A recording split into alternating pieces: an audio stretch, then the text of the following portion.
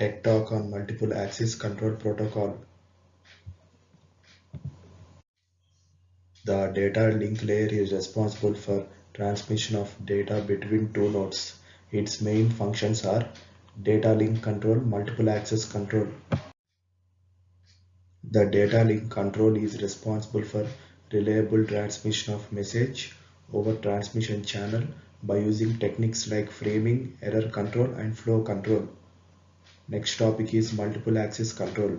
If there is a dedicated link between the sender and the receiver, then data link control layer is sufficient.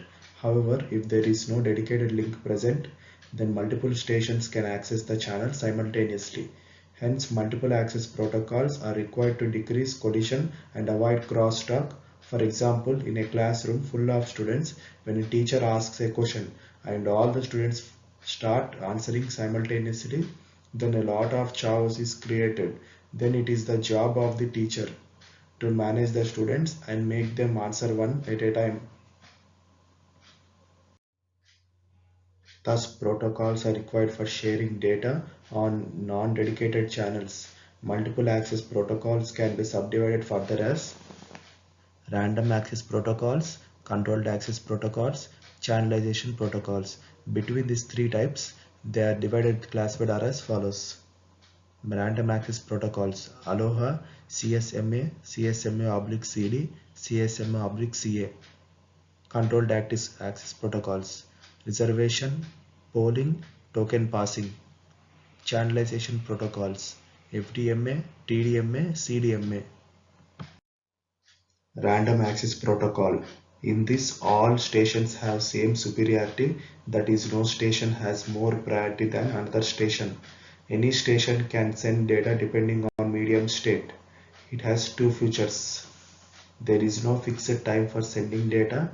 There is no fixed sequence of states sending data. The random access protocols are further subdivided as Aloha. It was designed for wireless LAN but is also applicable for shared medium. In this, multiple stations can transmit data at the same time and can hence lead to collision and data being garbled. Pure Aloha. When a station sends data, it waits for an acknowledgement. If the acknowledgement does not come within the allowed time, then the station waits for a random amount of time called back of time and resends the data. Since different stations for a different amount of time, the probability of further collision decreases. Vulnerable time is equals to 2 power frame transition time throughput is equals to g into exponent of minus 2 cross g. Maximum throughput 0.184 for g is equals to 0.5. CSMA carrier sends multiple axes ensures fewer collisions as the station is required to first sense the medium before transmitting data. If it is idle, then it sends data. Otherwise, it waits till the channel becomes idle.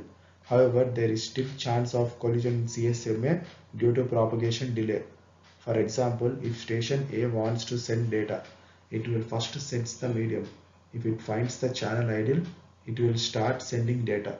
However, by the time the first bit of data is transmitted from station A, if station B requests to send data and senses the medium, it will also find it idle and will also send data.